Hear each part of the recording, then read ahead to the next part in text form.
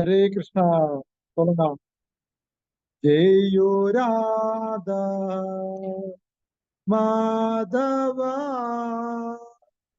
जयो कुंज बिहारी। जयो राधा माधवा, जयो कुंज बिहारी। जयो राधा माधवा, जयो कुंज बिहारी। जयो राधा माधवा, जयो कुंज बिहारी। जय गोपी जनवल्लभा, जयो गिरिवरधारी। जयो गिरिवरधारी। जय गोपी जनवल्लभा, जयो गिरिवरधारी। जयो गिरिवरधारी। जयो यशोदानंदना, जयो व्रजनरञ्जना। जयो यशोदानंदना, जयो व्रजनरञ्जना। जयो यमुनतीरवनचारी, जयो कुंज बिहारी। जयो यमुनतीरवनचारी, जयो कुंज बिहारी। हरे कृष्णा कृष्णा कृष्णा हरे हरे, हरे राम राम राम हरे हरे।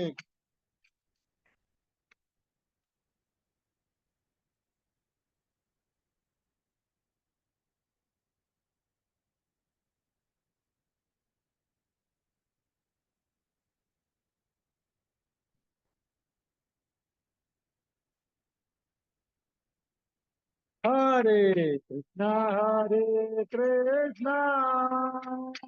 कृष्णा कृष्णा हरे हरे, हरे राम राम राम राम हरे।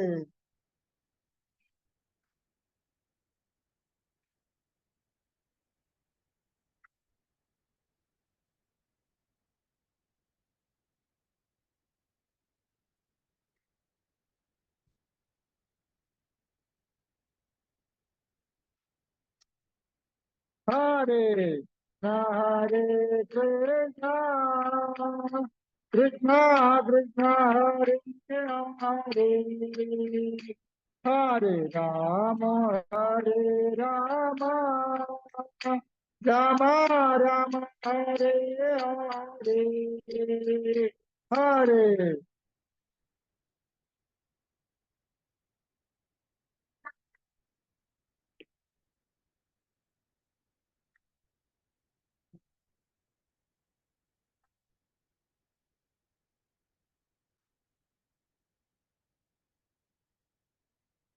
जयो जगन्नाथ, जयो जगन्नाथ, बालादेवा जय सुभद्रामयी। जयो जगन्नाथ, जयो जगन्नाथ, बालादेवा जय सुभद्रामयी। जयो कृष्ण बालाराम, जयो कृष्ण बालाराम, कृष्ण बालाराम जयो कृष्ण बालाराम। जय कृष्ण बालाराम, जय कृष्ण बालाराम, कृष्ण बालाराम जय कृष्ण बालाराम। जय गौरानिता जय गौरानिता गौरानिता जय गौरानिता जय गौरानिता जय गौरानिता गौरानिता जय गौरानिता जय जय प्रभुपाद प्रभुपाद प्रभुपाद जय जय प्रभुपाद जय जय प्रभुपाद प्रभुपाद प्रभुपाद जय जय प्रभुपाद जय जय गुरुदेव गुरुदेव गुरुदेव जय जय गुरुदेव जय जय गुरुदेव गुरुदेव गुरुदेव जय जय गुरुदेव। हरिनाम संकीर्तन महायज्ञ की, हरे कृष्णा महामंत्र युग धर्म की, हरिनाम संकीर्तन महायज्ञ की, श्रीमद् भागवतम भगवद गीता पठन यज्ञ की, श्रीला प्रभुपाद की, श्रील गुरुदेव की, गौर प्रमानंदे। हरि बोल। ओम नमो भगवते वासुदेवाय।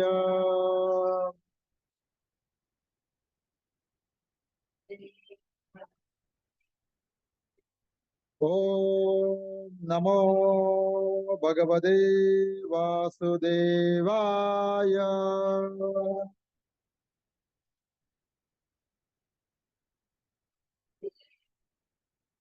ओम नमो भगवते वासुदेवाय।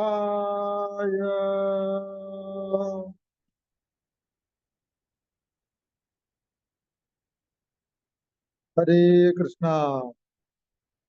കൃഷ്ണകൃപയാൽ പ്രിയപ്പെട്ട ഭക്തജനങ്ങളെ, ഇന്ന് നമ്മൾ ശ്രീമദ് ഭഗവത്ഗീതയുടെ 1-ാം അധ്യായം കുരുക്ഷേത്ര യുദ്ധക്കളത്തിലെ സൈന്യ നിരീക്ഷണം എന്നുള്ള അധ്യായത്തിൽ എത്രാമത്തെ ശ്ലോകമാണ്?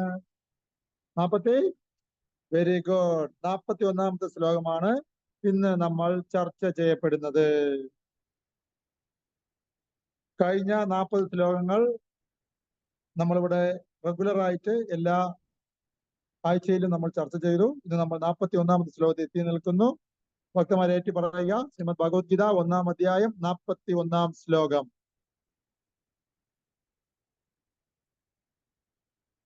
സംകാരോ നരകായേവ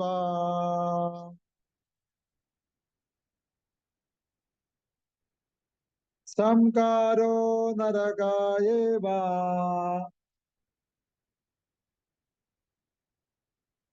കുലജ്ഞാനം കുലസ്യ ച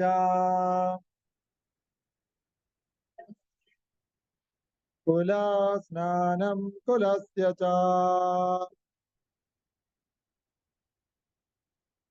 പതന്തി പിതരോ ഹ്യാശാ പതന്തി പിതരോ ഹ്യാശാ ലുപ്ത പിണ്ഡോദകക്രിയഃ ലുപ്ത പിണ്ഡോദകക്രിയഃ സംകരോ നരകായൈവ സംകരോ നരകായൈവ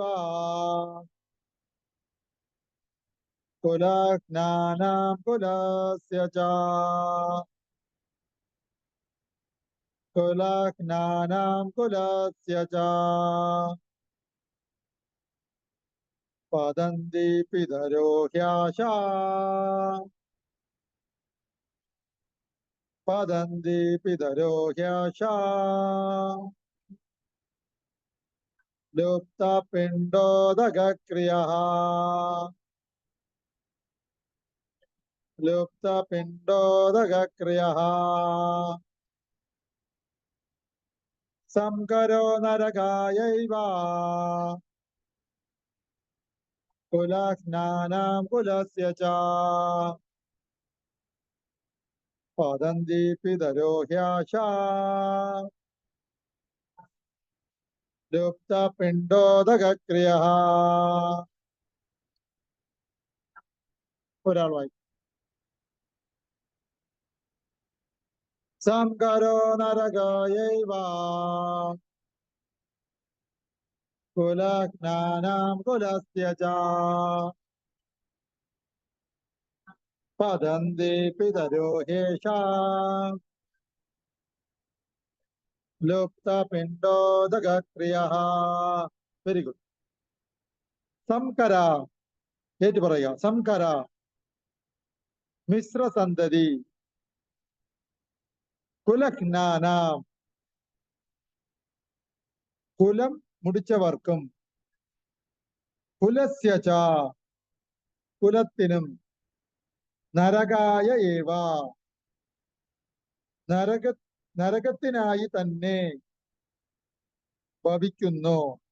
ഹി നിശ്ചയമായും, യേഷ ഇവരുടെ, പിതരഹ പിതൃക്കൾ, ലുപ്തപിണ്ഡോദകക്രിയഃ പിണ്ഡവും ഉദകക്രിയയും മുടങ്ങിയവരായിട്ട്, പതന്തി വീഴുന്നു.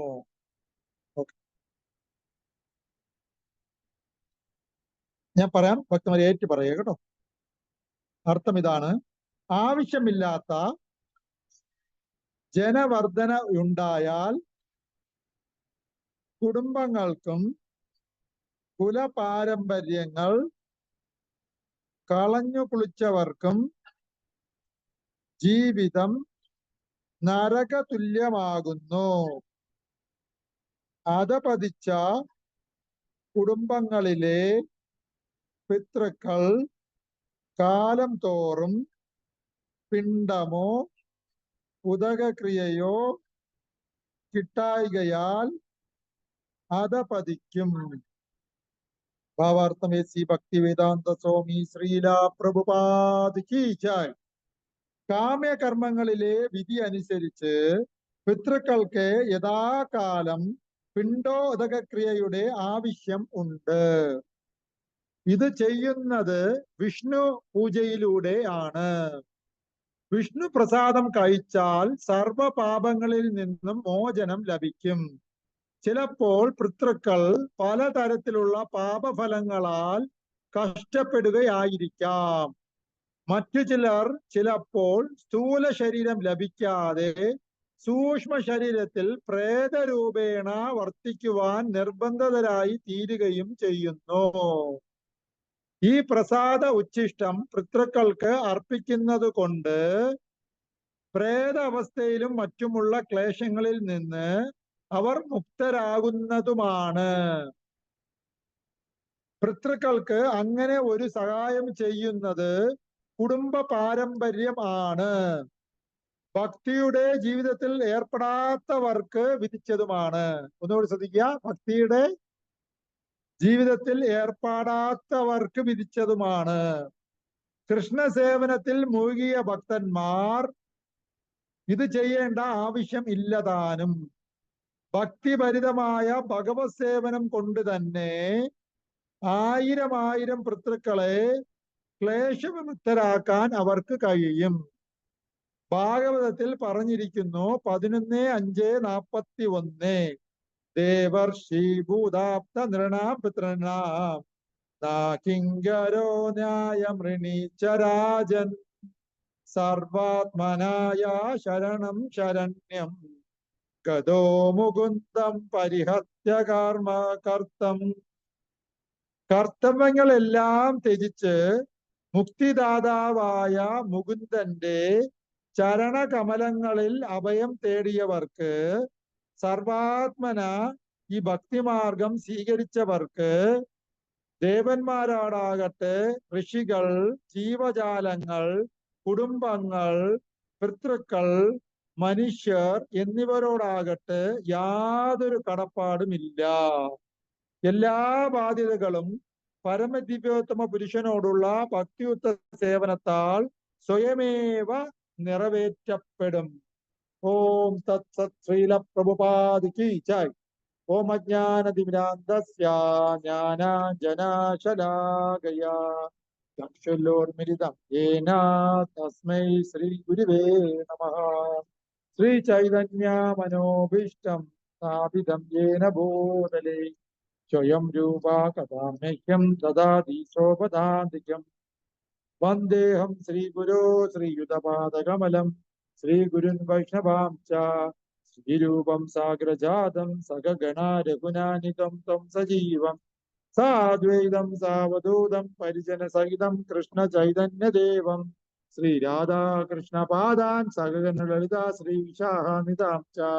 ഹേ കൃഷ്ണ കരുണാ സിന്ധോ ദീനബന്ധോ ജഗത്പദേ ഗോപേശ ഗോപിക കാന്ത രാധാ കാന്ത നമസ്തുതേ.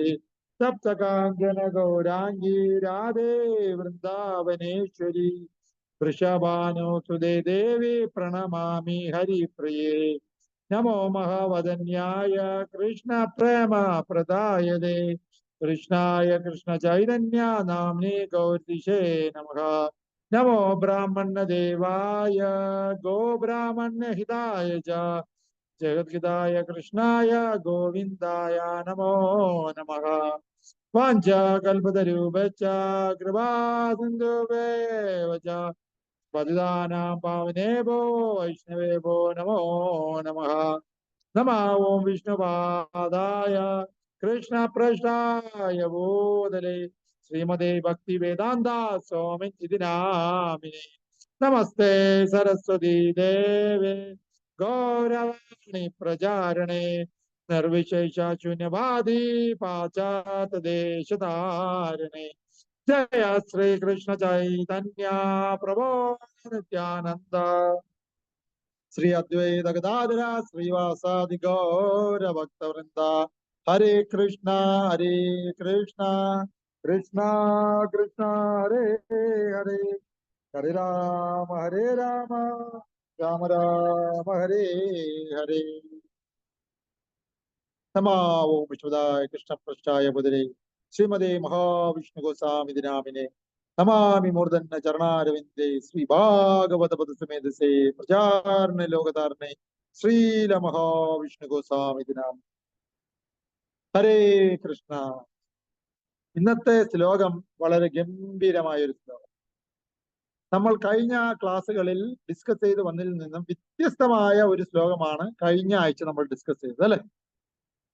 എന്നാൽ ഇന്ന് കുറച്ചുകൂടി വേറെ ലെവലിലേക്ക് നമ്മളെ ഭഗവത്ഗീത കൊണ്ടെത്തിക്കുകയാണ് ചെയ്തത്. മനസ്സിലാക്കേണ്ടത്, നമ്മുടെ ചുറ്റുവട്ടത്തിൽ നടക്കുന്ന അടിപിടിയിൽ തുടങ്ങി അങ്ങോട്ട് ഡീപ്പായിട്ടുള്ള കാര്യങ്ങളിലേക്കാണ് ഭഗവത്ഗീത നമ്മളെ കൊണ്ടുപോയിക്കൊണ്ടിരിക്കുന്നത്. കേൾക്കുന്നുണ്ടോ?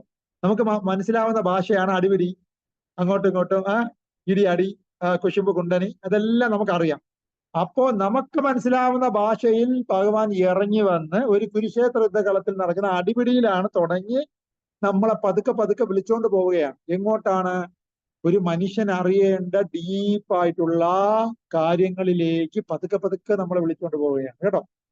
വളരെ ഒരു സീരിയസ് ആയിട്ടുള്ള ഡിസ്കഷനിലേക്ക് നമ്മൾ പതുക്കെ പോയിക്കൊണ്ടിരിക്കുകയാണ്. ഇന്നത്തെ ശ്ലോകം കഴിഞ്ഞ എല്ലാ ശ്ലോകത്തിനും വ്യത്യസ്തമാണെന്ന് മാത്രമല്ല, കഴിഞ്ഞ ആഴ്ച ഒരു ടേണിംഗ് പോയിന്റ് ഉണ്ടായിരുന്നു, അല്ലെ? അതിൽ നിന്നും വീണ്ടും നമ്മൾ അടുത്ത ലെവലിലേക്ക് നമ്മളെ കൊണ്ടുപോവുകയാണ്. എന്താണ് ഇന്നത്തെ ടോപ്പിക്? ആവശ്യമില്ലാത്ത ജനവർദ്ധന ഉണ്ടായാൽ കുടുംബങ്ങൾക്കും കുടുംബ പാരമ്പര്യങ്ങൾ കളഞ്ഞു കുളിച്ചവർക്കും ജീവിതം നരകതുല്യമാകും. അധപതിച്ച കുടുംബാംഗങ്ങളിലെ പിതൃക്കൾ കാലം തോറും പിണ്ടമോ ഉദകക്രിയയോ കിട്ടായികയാൽ അധപതിക്കും. കേൾക്കുന്നുണ്ടോ? അപ്പോ ഇതിൽ പറഞ്ഞിരിക്കുന്ന ടോപ്പിക്ക് മരണാനന്തര ചടങ്ങിനെ കുറിച്ചാണ് പറയുന്നത്, ശരിയല്ലേ? അത് രണ്ടു തരം മരണാനന്തര ചടങ്ങുണ്ട്. ഒന്ന്, ആള് മരിച്ച ഉടൻ തന്നെ ആ ആളിനെ ദഹിപ്പിക്കുമ്പോൾ ചെയ്യേണ്ട കുറെ ചടങ്ങുകൾ, അല്ലെ? കഴിഞ്ഞാലോ വർഷാവർഷം നമ്മൾ ഇടുന്ന ബലി, അല്ലെ? ഇന്ന് നമ്മുടെ ചർച്ചാ വിഷയം അതാണ്. നിങ്ങൾക്ക് എത്ര പേര് വർഷാവർഷമുള്ള ബലിയിലൊക്കെ നിങ്ങൾ പങ്കെടുക്കാറുണ്ട്? ഇതിൽ എത്ര പേർക്ക് വിശ്വാസമുണ്ട്? ഉണ്ടല്ലേ? യഥാർത്ഥത്തില് എന്റെ അപ്പൂപ്പൻ ഇതൊന്നും ചെയ്യത്തില്ല. ഞാൻ നോക്കുമ്പോ മറ്റുള്ളവർക്കൊക്കെ എന്താണ്, ഒരു വാവുണ്ടല്ലോ, എന്താ, കർക്കടക വാവിന് എല്ലാവരും ബലിയിടാൻ പോകും, എന്റെ അപ്പൂപ്പൻ മാത്രം പോകത്തില്ല. അപ്പൊ ഞാൻ ചോദിച്ചു, എന്താണ്? എനിക്ക് അതിലൊന്നും എന്തില്ല, വിശ്വാസം. അതാണ് അതിന് ആൻസർ. പക്ഷേ യഥാർത്ഥത്തിൽ വിശ്വാസം ഉണ്ടാവേണ്ട വിഷയമാണോ, വിശ്വാസം ഇല്ലാതാവേണ്ട വിഷയമാണോ എന്നുള്ളതെല്ലാം സംബന്ധിക്കുന്നത് ഇതുപോലത്തെ ശാസ്ത്രങ്ങൾ പഠിക്കുമ്പോഴാണ്. അത് വേണമോ വേണ്ടയോ എന്ന് നമുക്ക് ആധികാരികമായി മനസ്സിലാക്കാൻ കഴിയും. എന്റെ അപ്പൂപ്പൻ ഒരു കാലത്തും എന്ത് പഠിച്ചിട്ടില്ല, ഭഗവത്ഗീത തുറന്ന് നോക്കിയിട്ടില്ല. അതുകൊണ്ട് തന്നെ അദ്ദേഹത്തിന് വേണ്ട എന്ന് തോന്നി അദ്ദേഹം ചെയ്തു. കേൾക്കുന്നു. പക്ഷെ അത് എന്നെങ്കിലും ഭഗവത്ഗീത വെറും 1ാമത്തെ ചാപ്റ്ററെങ്കിലും വായിച്ചിരുന്നു എങ്കിൽ അത് എത്രത്തോളം ഇമ്പോർട്ടന്റ് ആയിട്ടുള്ള ഒരു കാര്യമാണെന്ന് അദ്ദേഹത്തിന് മനസ്സിലാക്കാൻ കഴിഞ്ഞേ. ഞാൻ തുടക്കത്തില് ഭക്തിയിൽ വന്ന സമയമായിരുന്നു. അതുകൊണ്ട് അദ്ദേഹത്തിന് ഞാൻ പറഞ്ഞു, അപ്പൂപ്പ ഭഗവത്ഗീത വായിക്കണം എന്നൊക്കെ പറഞ്ഞു. അദ്ദേഹം അത് ചെവികൊണ്ടു. എന്തായാലും നമ്മൾ ഇപ്പോ വായിക്കുന്ന ശ്ലോകത്തിൽ ഈ വിഷയത്തിനെ കുറിച്ചാണ് ചർച്ച ചെയ്യുന്നത്. ഇങ്ങനെ നമ്മൾ കൊടുക്കുന്ന ഈ പിണ്ടമോ ഉദകക്രിയകളോ ഈ പറഞ്ഞ മരിച്ചുപോയ ആൾക്കാർക്ക് കിട്ടുമോ? നിങ്ങളുടെ അഭിപ്രായം എന്താ? കിട്ടുമോ? വിശ്വാസം. ഓക്കെ, ഞാൻ ഇവിടെ എ എന്നതിൽ എന്ത് എഴുതുന്നു? ഞാൻ ഇങ്ങനെ ഒരു സംഭവം എഴുതിയാൽ നിങ്ങൾ എങ്ങനെ അത് വായിക്കും? എ എന്നാണ് വായിക്കുന്നത് അല്ലെ? ഞാൻ പറയുകയാണ് അത് W ആണോ? നിങ്ങൾ എന്ത് പറയും? നിങ്ങൾ എ എന്ന് തന്നെ പറയും. ഞാൻ വീണ്ടും പറയുന്നു, അതിനെ W എന്ന് നിങ്ങൾ വായിച്ചൂടെ? ഞാൻ W എന്നാണ് വായിക്കുന്നത് എന്ന് ഞാൻ പറയും. അപ്പൊ നിങ്ങൾ വീണ്ടും എന്ത് പറയും?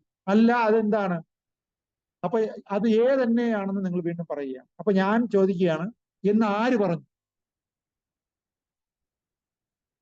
എന്ന് ആര് പറഞ്ഞു എന്ന് ഞാനൊരു ചോദ്യം ചോദിച്ചു. നിങ്ങൾക്ക് ആൻസർ എന്താണ്? പറയൂ. എന്നെ പഠിപ്പിച്ചത് അങ്ങനെയാണ്. ഇങ്ങനെ എഴുതിയാൽ ഇത് എ എന്നാണ് വായിക്കേണ്ടതെന്നാണ് എന്റെ ഗുരു എന്നെ പഠിപ്പിച്ചത്. ആര് പഠിപ്പിച്ചത്? എന്നെ ഗുരു എന്നെ പഠിപ്പിച്ചത്.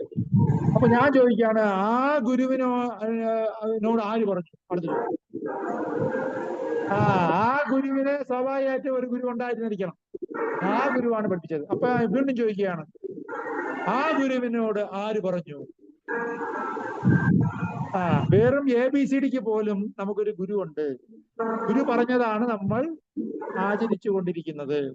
അല്ല, നമ്മളായിട്ട് ABCD എഴുതി ലിപി ഉണ്ടാക്കിയതല്ല. ആൾറെഡി ഉള്ള ലിപിയെ നമ്മൾ ആരോ പഠിപ്പിച്ചു, നമ്മൾ അത് ഫോളോ ചെയ്യും. അതല്ല നിങ്ങൾ ഒരു സുപ്രഭാതത്തിൽ വന്നിട്ട് ഇനി മുതൽ എ എന്ന് എഴുതുന്നതിന് W എന്ന് വായിച്ചാൽ മതി എന്ന് പറഞ്ഞാൽ ശരിയാവോ? പക്ഷെ നിങ്ങൾക്ക് വേണമെങ്കിൽ അങ്ങനെ ചെയ്യാം. പക്ഷെ നിങ്ങൾ അത് ചെയ്യുന്നില്ല. പകരം നിങ്ങൾ ആരെ അനുസരിക്കുന്നു? നിങ്ങളുടെ ഗുരുവിനെ അനുസരിക്കുന്നു, അല്ലെ? അപ്പൊ നിങ്ങൾ ഏതെങ്കിലും ഒരു പുസ്തകം കിട്ടിയ ഇംഗ്ലീഷ് പുസ്തകം വായിക്കുമ്പോൾ അതിൽ ABCD കണ്ടാൽ അത് കറക്റ്റായിട്ട് നിങ്ങൾ വായിച്ചു പോകുന്നതിന്റെ ഉദ്ദേശം ആ ലിപികളിൽ നിങ്ങൾക്കുള്ള വിശ്വാസം മാത്രമാണ്. ആ എഴുതിയിരിക്കുന്ന വാക്കുകൾ A എന്നുള്ള സ്ഥലത്ത് A എന്നും B എന്നുള്ള സ്ഥലത്ത് B എന്നും നിങ്ങൾ വായിക്കുന്നത് നിങ്ങളുടെ ഗുരു നിങ്ങൾ പറഞ്ഞു തന്ന വാക്കിലുള്ള വിശ്വാസം മാത്രമാണ്, അല്ലേ? നിങ്ങളുടെ A എന്ന് എഴുതിയിട്ട് W എന്നാണ് ആ ടീച്ചർ നിങ്ങളെ പഠിപ്പിച്ചിരുന്നെങ്കിൽ നിങ്ങൾ അതിനെ W എന്ന് വായിച്ചേനെ. ഇപ്പോഴും അതിനെ W എന്ന് വായിച്ചേനെ. പക്ഷെ നിങ്ങളെ പഠിപ്പിച്ചത് A എന്നാണ്. അതിനെ നിങ്ങൾ വിശ്വസിക്കുകയാണ് ചെയ്തത്. അങ്ങനെ എഴുതിയാൽ അതിനെ A എന്ന് വായിക്കണം നിങ്ങൾ വിശ്വസിച്ചാണ് അത് നിങ്ങൾ ഫോളോ ചെയ്തുകൊണ്ടിരിക്കുന്നത്, അല്ലേ? ആണോ അല്ലയോ? അപ്പോ നിങ്ങൾ വായിക്കുന്ന സകലമാന ജീവിത വീതിയിലും നിങ്ങൾ എന്ത് തന്നെ ചെയ്താലും അതെല്ലാം ആരോ ഒരാൾ നിങ്ങളെ പറഞ്ഞു പഠിപ്പിച്ചിട്ടാണ് നിങ്ങൾ അത് ഫോളോ ചെയ്യുന്നത്, അല്ലേ? നിങ്ങൾക്ക് ഒരു വിശ്വാസം വന്നത് എന്തുകൊണ്ടെന്ന് വെച്ചാൽ ഇങ്ങനെ എഴുതിയാൽ അതിന് A എന്ന് വായിക്കണം നിങ്ങളൊരു വിശ്വാസം നിങ്ങൾക്ക് വരാൻ കാരണം അങ്ങനെയാണ് ചെയ്യേണ്ടതെന്ന് ഒരാൾ പഠിപ്പിച്ചത് കൊണ്ട് മാത്രമാണ് നിങ്ങൾ അത് അങ്ങനെ ചെയ്യുന്നത്. എന്ന് വെച്ചാൽ അദ്ദേഹത്തിന്റെ വാക്കിലുള്ള വിശ്വാസം മാത്രമാണെന്ന് ഞാൻ പറയുന്നു, ശരിയല്ലേ? അല്ലാതെ അത് A ആണോ W ആണോ നിങ്ങൾക്ക് അറിഞ്ഞൂടാ. നിങ്ങളെ പഠിപ്പിച്ചത് A ആയതുകൊണ്ട് നിങ്ങൾ A എന്ന് വിളിച്ചു പറയും, ശരിയല്ലേ സാർ? ശരിയല്ലേ? എന്നാൽ ഇംഗ്ലീഷ് ഭാഷ പഠിപ്പിക്കാത്ത ഒരു സ്ഥലത്ത് അതുകൊണ്ട് കാണിച്ച ആർക്കെങ്കിലും അത് വായിക്കാൻ പറ്റുമോ? അപ്പൊ അതൊരു ലാംഗ്വേജേ അല്ല എന്ന് നിങ്ങൾക്ക് പറയാൻ പറ്റുമോ?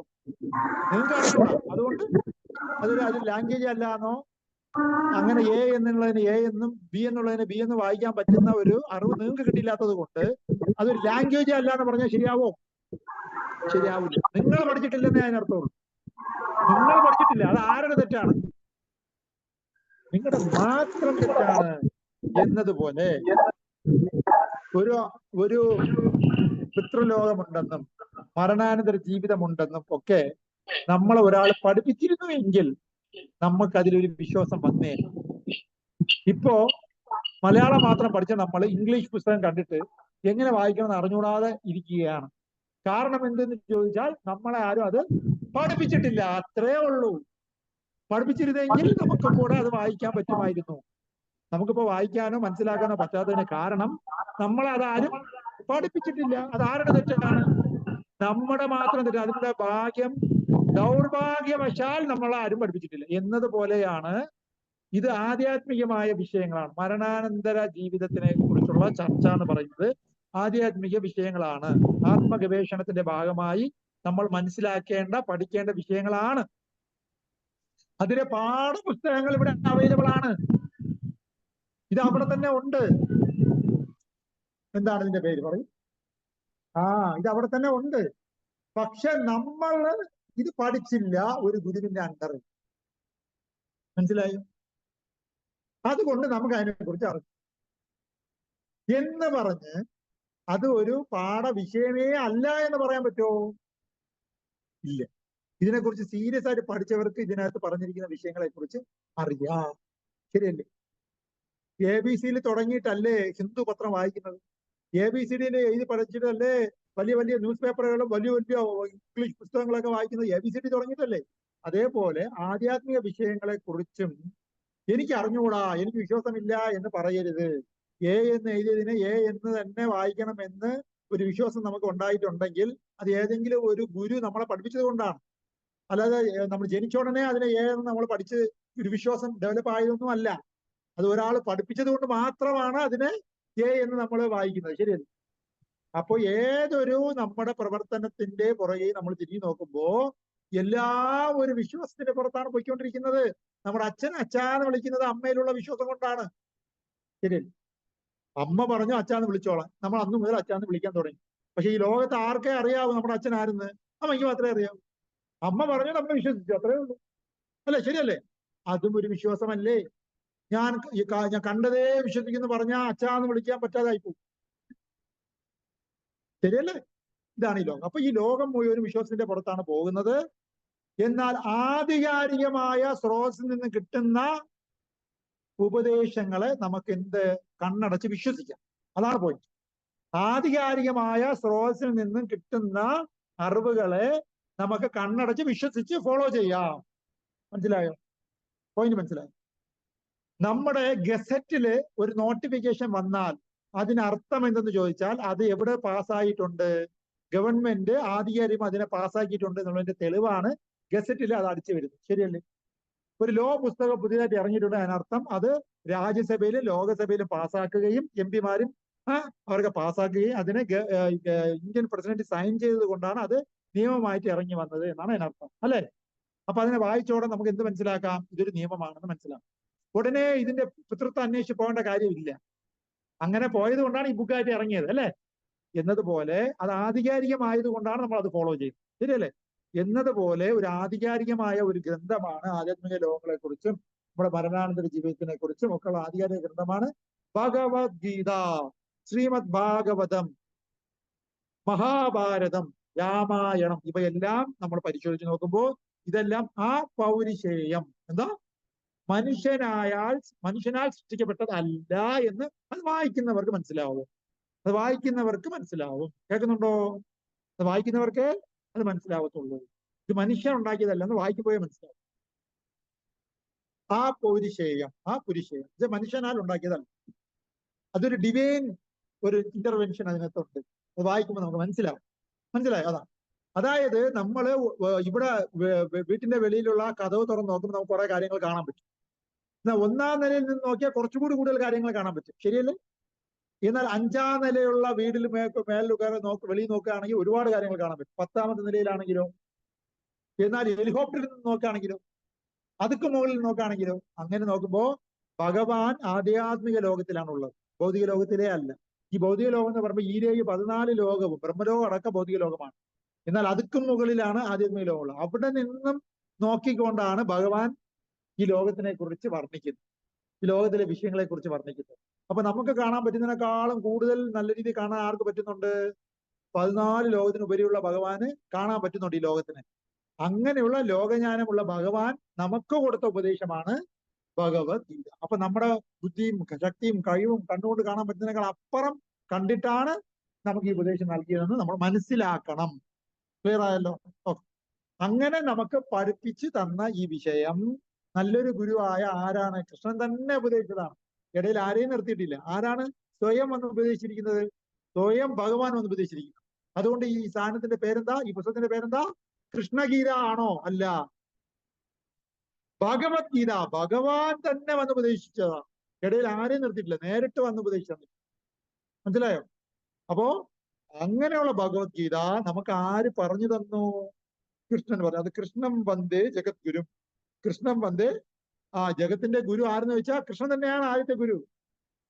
അങ്ങനെ ഒരു ഗുരു നമുക്ക് നേരത്തെ ഗുരു എ എന്ന് എഴുതിയിട്ട് എ എന്ന് വായിക്കാൻ പഠിപ്പിച്ചതുപോലെ നമ്മളെ ഭഗവത്ഗീത വിഷയങ്ങളെ പഠിപ്പിച്ചിരിക്കുകയാണ്. അപ്പൊ പഠിച്ചവർക്ക് എന്തറിയാം? അത് എങ്ങനെയാണ് വായിക്കേണ്ടത്, എങ്ങനെയാണ് മനസ്സിലാക്കേണ്ടത് അറിയാം. പഠിക്കാത്തവർക്ക് ഒന്നും അറിയില്ല. അത്രയും പഠിച്ചാൽ നമുക്കും അറിയാൻ പറ്റും, പഠിച്ചില്ലെങ്കിൽ അറിയാൻ പറ്റില്ല. അത്രയേ ഉള്ളൂ. മനസ്സിലായോ? വളരെ സിമ്പിൾ. പഠിച്ചാൽ അറിയാൻ പറ്റും, പഠിക്കാത്തവർക്ക് അറിയാൻ പറ്റില്ല. പ്രസാദം, ഒരു നല്ലൊരു കുക്ക് അത് ടേസ്റ്റ് ചെയ്താൽ എന്ന് മനസ്സിലാവും? ഇതിനകത്ത് ഇഞ്ചി ഉണ്ടോ, മുളകുണ്ടോ, അല്ലെ, എന്തൊക്കെ ചേരുവകൾ ഉണ്ടെന്നൊക്കെ അത് രുചിച്ച് നോക്കുമ്പോൾ ഒരു കുക്കിന് നന്നായി മനസ്സിലാവും. കുക്കിനെ അറിഞ്ഞൂടാത്ത ആളിന് ഉണ്ടാതെ കഴിച്ചിട്ട് പോകാനേ അറിയാം. അത് എന്തുകൊണ്ട് ഏതുകൊണ്ടെന്ന് ചോദിച്ചാൽ ഒന്നും അറിഞ്ഞു. ശരിയല്ലേ? അറിവാണ് തിരിച്ചറിവിന് ഉപകാരപ്പെടുന്നത്. ശരിയല്ലേ? അറിവില്ലാത്ത ആളിന് തിരിച്ചറിവ് ഉണ്ടാവില്ല. ഇതിനകത്ത് എന്തൊക്കെ ഉണ്ടെന്ന് ചേരുവുണ്ടെന്ന് അറിയില്ല. അത്രയേ ഉള്ളൂ. അപ്പോ ഈ അറിവ് കൃഷ്ണൻ ഗുരുശിഷ്യ പരമ്പരയിലൂടെയാണ് നമുക്ക് തന്നിരിക്കുന്നത്. മനസ്സിലായോ?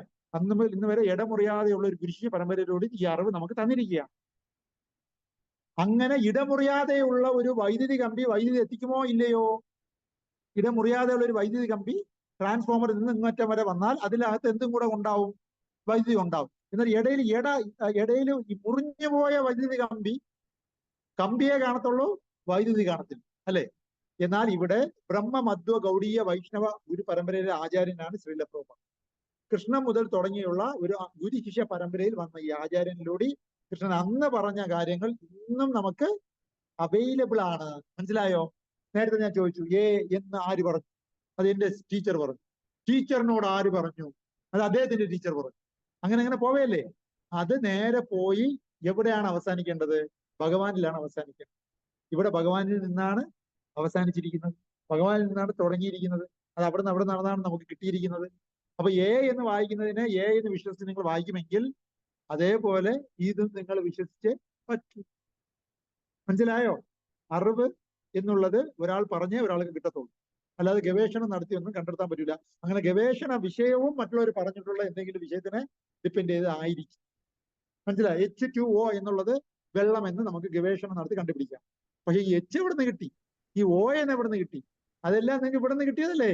അതിന്റെ അധിപതികൾ ആര്, അത് ഉണ്ടാക്കിയ ആളാരെന്ന് ചോദിച്ചാൽ ഉത്തരവ് H-ഉം O-യും കൂടെ ചേർത്ത് വെള്ളം നിങ്ങൾക്ക് ഉണ്ടാക്കാം. പക്ഷെ H നിങ്ങൾ കൊണ്ടുവന്നതല്ല, O-യും നിങ്ങൾ കൊണ്ടുവന്നതല്ല, അതെല്ലാം നിങ്ങൾക്ക് ഇവിടെ നിന്ന് കിട്ടിയതാണ്. ഇവിടെ അത് ആര് കൊണ്ട് എത്തിച്ചു എന്ന് ചോദിച്ചാൽ അതാര്? അതാണ് യഥാർത്ഥ സൃഷ്ടികർത്താവ്. അത് നിങ്ങളല്ലല്ലോ. നിങ്ങളല്ലോ H കൊണ്ടുവന്നത്, നിങ്ങളല്ലോ O കൊണ്ടുവന്നത്. നിങ്ങൾ അതിനെ മിക്സ് ചെയ്ത ആളല്ലേ നിങ്ങള്. അപ്പൊ ഇത് രണ്ടും ഇവിടെ കൊണ്ടുവന്നത് ആര്? അത് ശാസ്ത്രം പറയുന്നുണ്ട്. അഹം ബീജപ്രദപിത, ഞാനാണ് എല്ലാത്തിനും ബീജം നൽകിയ പിതാവ്. അഹം സർവസ്യ പ്രഭവോ മത്തഹ സർവം പ്രവർത്തതേ, ഞാനാണ് ഭൗതിക ആധ്യാത്മിക ലോകങ്ങളുടെ ഉറവിടം. അഹം ബീജപ്രദപിത, ഈ ലോകത്തിലെ സകല സാധനത്തിന്റെയും ബീജം നൽകിയ പിതാവ് ഞാനാണ്, കൃഷ്ണൻ പറയുന്നു. ഇതിനാരും എതിരഭിപ്രായം പറഞ്ഞിട്ടുമില്ല. അതും കൂടെ പറയണം. ചിലർ ഒരു വാദം പറഞ്ഞാൽ അല്ല നീ അല്ല ഞാനാണെന്ന് പറയണ്ടേ? അങ്ങനെ ഇതുവരെ ആരും പറഞ്ഞിട്ടില്ല. 30 ദേവന്മാരും അതേ എന്നേ പറഞ്ഞിട്ടുള്ളൂ. അതേ അങ്ങ് തന്നെ പറഞ്ഞിട്ടുള്ളൂ. അല്ല നിങ്ങളല്ല ഞാനാണെന്ന് ആരും പറഞ്ഞിട്ടില്ല. അങ്ങനെ പറഞ്ഞാൽ പ്രൂഫ് വേണം. അങ്ങനെ പറയാനുള്ള ആംബിയർ ഇതുവരെ ആർക്കും ഉണ്ടായിട്ടില്ല. 30 ദേവന്മാർക്കടക്കം അങ്ങല്ല ഞാനാണെന്ന് പറയാനുള്ള ആംബിയർ ഉണ്ടായിട്ടില്ല. മനസ്സിലായോ? അപ്പൊ അന്നും ഇന്നും ഇദ്ദേഹം പറഞ്ഞതിനെ ആരെയും കണ്ണിച്ചിട്ടില്ല. മനസ്സിലായോ? അപ്പൊ അത് നമുക്ക് വിശ്വസിക്കേണ്ടി വരും, വിശ്വസിച്ചേ പറ്റൂ. ആ മേഖലയിൽ നമ്മൾ കൈവയ്ക്കാത്തത് കൊണ്ടും തലവയ്ക്കാത്തത് കൊണ്ടും ചെവി വയ്ക്കാത്തത് കൊണ്ടുമാണ് ആ വിഷയത്തിനെ കുറിച്ച് നമുക്ക് അറിഞ്ഞുകൂടാത്തത്. എന്നാൽ ഇതിനെക്കുറിച്ച് ഗവേഷണം നടത്തിയാൽ നിങ്ങൾക്ക് തീർച്ചയായിട്ടും മനസ്സിലാക്കാൻ കഴിയും. ഓക്കെ. അതിൽ പറയുന്നത് ഇന്നത്തെ ശ്ലോകത്തിൽ എന്താണ്? ആവശ്യമില്ലാത്ത ജനവർദ്ധന ഉണ്ടായാൽ അത് എന്തുണ്ടാവും? സമൂഹത്തിൽ ദോഷങ്ങളും. ആവശ്യമില്ലാത്ത ജനവർദ്ധനം എന്ന് പറഞ്ഞാൽ അർത്ഥം ജനവർദ്ധന വരുമ്പോൾ അവർക്ക് വേണ്ട വിധം ട്രെയിനിങ് കൊടുക്കാൻ പറ്റാതായി. മനസ്സിലായോ? ആളിന്റെ എണ്ണം കൂടി കഴിഞ്ഞാൽ വേണ്ടത് അവരെ ശ്രദ്ധിക്കാതായിപ്പോവും. പണ്ട് ഒരു വീട്ടിൽ എത്ര പിള്ളേരുണ്ടായിരുന്നു? 5ഉം 10ഉം 15 പിള്ളേരുണ്ടായിരുന്നു. ആരും വിദ്യാഭ്യാസം ഇല്ലാത്തവരായിരുന്നു. മനസ്സിലായോ? കാരണം എന്താ? എല്ലാവർക്കും വിദ്യാഭ്യാസം കൊടുക്കാനുള്ള ആംബിയർ അച്ഛനില്ല, നോക്കാനുള്ള ശ്രദ്ധിക്കാനുള്ള സമയമില്ല. എന്നാൽ ഇന്ന് ആകെ 1, 2, 4 1, 2 ഉള്ളൂ, 4 ഇല്ല, 1, 2 ഉള്ളൂ. അവർക്കൊക്കെ എല്ലാവർക്കും നല്ല വിദ്യാഭ്യാസം കിട്ടുന്നുണ്ട് അല്ലെ, നല്ല സ്കൂളിൽ പഠിപ്പിക്കുന്നുണ്ട് അല്ലെ അല്ലെ അപ്പൊ ആവശ്യത്തിന് ആൾക്കാരുണ്ടെങ്കിൽ അച്ഛനമ്മയ്ക്ക് അവരെ കെയർ ചെയ്യാൻ പറ്റും. ആവശ്യത്തിൽ കൂടുതൽ മക്കൾ ഉണ്ടായിപ്പോയാൽ എല്ലാരെയും കെയർ ചെയ്യാൻ പറ്റത്തില്ല. അപ്പൊ അനാവശ്യമായ ജനവർദ്ധന മക്കൾ ഉണ്ടായിപ്പോയാൽ, നേരത്തെ പറഞ്ഞ അതിന്റെ ഇത് പറഞ്ഞെന്ന് വെച്ചാല് നേരത്തെ പറഞ്ഞ ശ്ലോകത്തിൽ പറഞ്ഞു, യുദ്ധം വന്ന് ആണുങ്ങൾ തമ്മിൽ അങ്ങോട്ട് തമ്മിലടിച്ച് മരിച്ചു പോയാൽ സ്ത്രീകളുടെ എണ്ണം കൂടും ആണുങ്ങളെക്കാൾ. അപ്പോ എല്ലാവർക്കും ഇന്നത്തെ പോലെ ഈക്വൽ സ്റ്റാറ്റസ് വരില്ല അല്ലെ. ഒരു പുരുഷന് ഒരു സ്ത്രീ എന്നുള്ള രീതിയിലുള്ളതിനേക്കാളും കൂടുതൽ സ്ത്രീകളുടെ എണ്ണം കൂടുമ്പോൾ അവിടെ സ്വാഭാവികമായിട്ട് ദോഷങ്ങളുണ്ടാവും. അപ്പൊ ദോഷമുണ്ടാവുമ്പോൾ അച്ഛനമ്മമാര് ആരെന്ന് അറിഞ്ഞൂടാത്ത പിള്ളേർ ജനിക്കാനുള്ള ചാൻസ് ഉണ്ട്. അതുകൊണ്ട് കൃഷ്ണ ഈ യുദ്ധം നമ്മൾ ചെയ്യണോ എന്ന് ചോദിക്കുകയാണ് അർജുനൻ. ഓക്കെ, അപ്പൊ അങ്ങനെ അനാവശ്യമായ നോക്കി നടത്താനും നല്ല രീതിയിൽ വളർത്താനും അച്ഛനില്ലാതെ കൂടുതൽ പിള്ളേർ ജനിക്കുകയാണെങ്കിൽ ആ പയ്യൻ വളർന്നു വരുമ്പോ എങ്ങനെ വരും? മോശമായിട്ടേ പോകത്തുള്ളൂ. അച്ഛനില്ലാതെ വളർന്ന പിള്ളേർ അല്ലേ അല്പം അട്ടൂളിയം കൂടുതലായിരിക്കും. ആ അമ്മയ്ക്ക് കൺട്രോൾ ചെയ്യാൻ പറ്റത്തില്ല. ഒരു സമയം കഴിഞ്ഞാൽ ആണുങ്ങളെ പ്രത്യേകിച്ചും കൺട്രോൾ ചെയ്യാൻ പറ്റും. അപ്പൊ അങ്ങനെ വരുമ്പോൾ ഇവര് തോന്താനികളായി പോവുകയാണെങ്കിൽ, സമൂഹത്തിലെ ഈ കൾച്ചർ ഒന്നും പഠിക്കാതെ വളരുകയാണെങ്കിൽ അത് കൂടുതൽ സമൂഹത്തിന് ദോഷം ചെയ്യോ ഗുണം ചെയ്യോ? ദോഷമേ ചെയ്യും. അങ്ങനെ വരുമ്പോ അവരെന്ത് ചെയ്യും? ഭഗവത്ഗീത ക്ലാസ്സിനൊക്കെ വിളിച്ച് അവർ വരൂല. കണ്ടാ? അപ്പൊ അവർ തോന്നിയാസം പോലെയൊക്കെ നടക്കാൻ തുടങ്ങും. കേൾക്കുന്നുണ്ടോ? അപ്പൊ അങ്ങനെ വരുമ്പോ നേരത്തെ എന്റെ അപ്പൂപ്പനെ പോലെ ആൾക്കാരായിപ്പോവും. പിണ്ടമോ ഉദകക്രിയോ ചെയ്യുന്ന അതിനൊന്നും എനിക്ക് വിശ്വാസമില്ല എന്ന് പറഞ്ഞു. പക്ഷെ അവർക്ക് വിശ്വാസമില്ലാത്ത എന്തുകൊണ്ട്? ഇതിനെക്കുറിച്ച് കേൾക്കാൻ സമയം കണ്ടെത്താത്തത് കൊണ്ടാണ്. കേട്ട് കഴിഞ്ഞാൽ അവർക്ക് വിശ്വാസം വന്നോളും. ഈ കേൾക്കാൻ പോലും അവർ തയ്യാറല്ല. ഇവരൊന്നും തയ്യാറല്ലാത്തത് കൊണ്ടാണ് ഈ പേരും പറഞ്ഞ് പിന്മാറുന്നത്. അതുകൊണ്ടുള്ള ദോഷം എന്ന് ചോദിച്ചാൽ വലിയ ദോഷമാണ്. അവർ വെയിറ്റ് ചെയ്ത് നിൽക്കുന്നത്. കേൾക്കുന്നുണ്ടോ? അതാ എന്തെന്ന് ചോദിച്ചാൽ, മരണമടഞ്ഞ ആൾക്കാര് ഈ മരിച്ചതിന് ശേഷമുള്ള ഒരു യാത്രയുണ്ട്. ആ യാത്രയിൽ മരണാനന്തര ചടങ്ങ് ചെയ്തതിന്റെ ഫലം അവർക്ക് കിട്ടും. ഇത് ഈ വിശ്വാസമില്ല എന്നൊക്കെ പറഞ്ഞ് ചെയ്യാതിരിക്കുമ്പോ അവർക്കത് കിട്ടാതെയാവും. അപ്പൊ അവർ സ്വാഭാവികമായിട്ട് എന്ത് ചെയ്യുന്നറിയാമോ? മനസ്സുകൊണ്ട് അടുത്ത തലമുറയെ ശാപിക്കും. ഇതിനെയാണ് പിതൃദോഷം എന്നുള്ള ചെല്ല പേരിൽ വിളിക്കുന്നത്. എത്ര തന്നെ കാര്യങ്ങളുണ്ടെങ്കിലും പിതൃദോഷം ഉള്ളവര് നേരെ ചൊവ്വ മുന്നോട്ട് പോകൂല. അവർക്ക് എന്തെങ്കിലും തടസ്സങ്ങൾ വന്നുകൊണ്ടേയിരിക്കും. മനസ്സിലായോ? അതുകൊണ്ട് നമ്മൾ എന്ത് ചെയ്യണം എന്ന് വെച്ചാല്, മരിച്ച ആളിനെ വേണ്ട വിധം ബഹുമാനിച്ച് ശാസ്ത്രം പറയുന്ന രീതിയിലാണ് മരണാനന്തര ചടങ്ങ് ചെയ്യേണ്ടത്. കേൾക്കുന്നുണ്ടോ?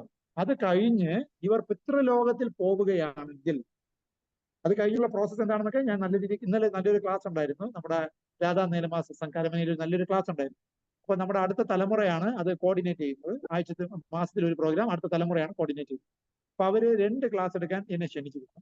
കഴിഞ്ഞ പ്രാവശ്യം ഈ ഇന്നലത്തെ തന്നെ തൊട്ട് മുമ്പത്തെ പ്രാവശ്യം അവർ തന്ന ടോപ്പിക് ആഫ്റ്റർ ഡെത്ത്, എന്താ മരണത്തിന് ശേഷം എന്ത് സംഭവിക്കും, ഇതായിരുന്നു അവർ നമുക്ക് തന്ന ടോപ്പിക്. ഭഗവാന്റെ കൃപ ഞാൻ ഭഗവത്ഗീത ഭാഗത്യാദി ഗ്രന്ഥങ്ങളിൽ നോക്കി നല്ല രീതിയിൽ കൊട്ടേഷനൊക്കെ കോട്ട് ചെയ്ത് ഞാൻ പഠിച്ച കാര്യങ്ങൾ അവർക്ക് പ്രസന്റ് ചെയ്തു. അവർക്ക് ഇഷ്ടപ്പെട്ടത് കൊണ്ട് ഇന്നലെയും അവർ അതിന്റെ സെക്കൻഡ് പാർട്ട് എടുക്കാൻ പറഞ്ഞു. കാരണം ഒരു നല്ലൊരു ടോപ്പിക്കാണത്, കുറെ സംസാരിക്കാനാണ്. അതുകൊണ്ട് എല്ലാം അഭയചരണം TV എന്നുള്ള ചാനലിൽ അപ്ലോഡഡ് ആണ് കേട്ടോ. അപ്പൊ ആഫ്റ്റർ ഡെത്ത് ബ്രാക്കറ്റിൽ ഇട്ടിട്ടുണ്ട് ടോപ്പിക്. അപ്പൊ അതിന്റെ സെക്കൻഡ് പാർട്ട് ഇന്നലെ ഉണ്ട്. അപ്പൊ അത് ഞാന് നല്ല ഭാഗവത ഭഗവത്ഗീത ഗ്രന്ഥങ്ങളിൽ നിന്ന് 1-2 നല്ല ഭക്തന്മാരെ എടുത്ത ക്ലാസ്സിൽ നിന്നൊക്കെ നോട്ട് എഴുതിയാണ് ആ ക്ലാസ് ഞാൻ എക്സ്പ്ലെയിൻ ചെയ്തു. ഓക്കെ, അതുകൊണ്ട് തന്നെ വിഷയം നല്ല ടോപ്പിക്ക്, എല്ലാവർക്കും ഇൻട്രസ്റ്റിംഗ് ടോപ്പിക്കാണ്. മരണം എല്ലാവർക്കും ഭയമുള്ള സാധനം.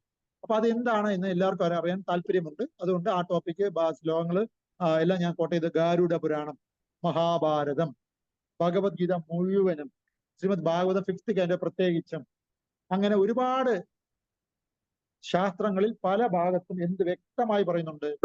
യെസ്, അതെ അതെ അതെ, മരണത്തിന് ശേഷം ജീവിതം ഉണ്ട്. മരണത്തിന് ശേഷം ജീവിതം ഉണ്ട്. മരണത്തോടുകൂടി ഒന്നും അവസാനിക്കുന്നില്ല എന്ന് തന്നെയാണ് പറയുന്നത്. അതിന്റെ എവിഡൻസോട് കൂടിയാണ് നമ്മളിവിടെ ചർച്ച ചെയ്യുന്നത്. ഓക്കെ, അപ്പൊ അത് ഇവിടെ ചർച്ച ചെയ്യപ്പെടേണ്ട ടോപ്പിക്കാണ് ഇന്നത്തെ ക്ലാസ്. ശരിയല്ലേ? ഇന്നത്തെ ടോപ്പിക് എന്താ? മരിച്ചവർക്ക് ഉദയക്രിയ കിട്ടാതായി പോയാൽ അത് കൂടുതൽ ദോഷങ്ങൾ ചെയ്യും എന്നാണല്ലോ പറഞ്ഞിരിക്കുന്നത്. അപ്പൊ ആ ടോപ്പിക് ഇന്നത്തെ ക്ലാസ് ആയിട്ട് കണക്റ്റഡ് ആണ്. ഓക്കെ, അപ്പൊ നിങ്ങൾ ഇതിന്റെ കൂടുതൽ ഇൻഫർമേഷന് വേണ്ടി എന്ത് ചെയ്യുക? ഇന്നലത്തെ ക്ലാസ് അഭയചരൺ TV എന്നുള്ള ചാനൽ, യൂട്യൂബ് ചാനൽ അപ്ലോഡ് ചെയ്യുമ്പോൾ നിങ്ങളൊന്ന് കേൾക്കണം. അടുത്ത ആഴ്ചയ്ക്ക് മുമ്പ് നിങ്ങളിത് കേട്ടിട്ട് വരണമെന്ന് ഞാൻ വിനീതമായി അഭ്യർത്ഥിക്കുന്നു. അപ്പോൾ രണ്ടാമത്തെ പാർട്ട് നിങ്ങൾ കേൾക്കുന്നതിന് മുമ്പ് ഒന്നാമത്തെ പാർട്ടും കൂടെ കേട്ടിരിക്കും. അത് ആൾറെഡി ഒരു മാസം മുമ്പേ പാർട്ട് 1 ആഫ്റ്റർ ഡെത്ത് എന്നുള്ള ടോപ്പിക്കിന് ഇട്ടിട്ടുണ്ട്. ഇന്നലെ ഒരു ആഫ്റ്റർ ഡെത്തിന്റെ സെക്കൻഡ് പാർട്ട് ക്ലാസ് എടുത്തിട്ടുണ്ട്. അത് 2 ദിവസത്തിനകത്ത് അപ്ലോഡഡ് ആവും. അപ്പൊ നിങ്ങൾ ഫസ്റ്റ് പാർട്ട് കാണുമ്പോൾ കേൾക്കുമ്പോൾ സെക്കൻഡ് പാർട്ട് അപ്ലോഡഡ് ആയിക്കോ. നല്ല ടോപ്പിക്കാണ്. നമ്മൾ ഇന്നത്തെ ക്ലാസിന്റെ അവിടെ അതിനെക്കുറിച്ച് ചർച്ച ചെയ്യപ്പെടേണ്ട സമയം ആയിക്കഴിഞ്ഞു. നിങ്ങൾ പുതിയ ആൾക്കാരല്ല, 40 ക്ലാസ്സുകൾ കഴിഞ്ഞ ആൾക്കാരാണ് അല്ലെ? ഇന്ന് 41ാമത് ശ്ലോകം. അപ്പൊ അതുകൊണ്ട് നിങ്ങൾക്ക് അത് കേട്ടാൽ മനസ്സിലാവും. ദയവായി അത് കേട്ടു നോക്കും. ഓക്കെ, ശരി. അപ്പൊ അത് നിങ്ങൾ കേൾക്കുമെങ്കിൽ അതിന് ശേഷമുള്ള കുറെ കാര്യങ്ങൾ ഞാൻ പറയാം കേട്ടോ. ഇവിടെ ആഫ്റ്റർ ഡെത്ത് ഒരു ഉദകക്രിയ, കാലാകാലമുള്ള ഉദകക്രിയ കിട്ടാതെ പിതൃക്കൾ കഷ്ടപ്പെടുമെന്നാണ് പറഞ്ഞിരിക്കുന്നത്. പിതൃലോകത്തിൽ കേൾക്കുന്നുണ്ടോ? ഭൂമിക്ക് മുകളിൽ 6 ലോകങ്ങളുണ്ട്. ഭൂമി അടക്കം 7 ലോകം. ഭൂമിക്ക് താഴെ 6 ലോകങ്ങളുണ്ട്. 7 ലോകങ്ങളുണ്ട്. അങ്ങനെ 7 7 14 ലോകവും. ഈരേഴ് 14 ലോകം എന്നൊക്കെ കേട്ടിട്ടില്ലേ? ഇതാണ് സംഭവം. ഈ ഈരേഴ് 14 ലോകവും കേൾക്കുന്നുണ്ടോ സാറേ? ഭൗതിക ലോകം. എന്ത് ലോകമാണ്? ഇത്രയും സ്ഥലത്തും എന്തുണ്ട്? ജനന മരണ രോഗ വാർദ്ധക്യം ഉണ്ട്. കേൾക്കുന്നുണ്ടോ? എന്നാല് നമ്മൾ ഈ ശരീരം ഉപേക്ഷിച്ചിട്ട് ഏതെങ്കിലും രീതിയിൽ നമ്മൾ പുണ്യം ചെയ്തിട്ടുണ്ടെങ്കിൽ നമുക്ക് ദിവ്യ ശരീരം കിട്ടും. എന്ത് ശരീരം കിട്ടും? അങ്ങനെ ദിവ്യ ശരീരം കിട്ടുന്നവർ മാത്രം പിതൃലോകം അടക്കമുള്ള ലോകങ്ങളിൽ ഉപരിലോകങ്ങളിലേക്ക് പോകും. ഓക്കെ, അങ്ങനെ അവിടെ നിൽക്കുന്ന സമയത്ത് അവർക്ക് നമ്മൾ കൊടുക്കുന്ന ആഹാരം മേടിക്കാനുള്ള അർഹതയുണ്ട്. കേൾക്കുന്നുണ്ട്? അത് അവർക്ക് അതർ ബെർത്ത് എന്ന് പറഞ്ഞ് വേറെ ശരീരത്തിലേക്ക് മാറ്റപ്പെട്ട് കഴിഞ്ഞാൽ അത് അതിന്റെ സമയം കഴിഞ്ഞു. എന്നാൽ ചില ആത്മാക്കൾക്ക് അടുത്ത ശരീരം ഭൗതിക ലോകത്തിൽ കിട്ടുന്നതിന് മുമ്പ്, ഭൂമിയിൽ കിട്ടുന്നതിന് മുമ്പ് ഇത് പിതൃലോകത്തിൽ സുഖിക്കാൻ വേണ്ടിയുള്ള പുണ്യം അവർ ചെയ്തിട്ടുണ്ടാകും. അപ്പൊ അവർ അവിടെ ഉയർത്തപ്പെടും. ഈ സമയത്ത് നമ്മൾ കൊടുക്കുന്ന ആഹാരം അവർക്ക് സ്വീകരിക്കാൻ പറ്റും. അങ്ങനെ വരുമ്പോൾ നമ്മൾ വർഷത്തിൽ ഒരിക്കൽ കൊടുത്താൽ മതിയോ എന്നൊരു ചോദ്യമുണ്ട് അല്ലേ? അവർക്ക് എന്നും വിശക്കൂലേ? എന്നും ആഹാരം വേണ്ടേ? യഥാർത്ഥത്തിൽ കേൾക്കുന്നുണ്ടോ? മർത്യലോകത്തിലുള്ള 1 വർഷമാണ് ഉപരിലോകത്തിലുള്ള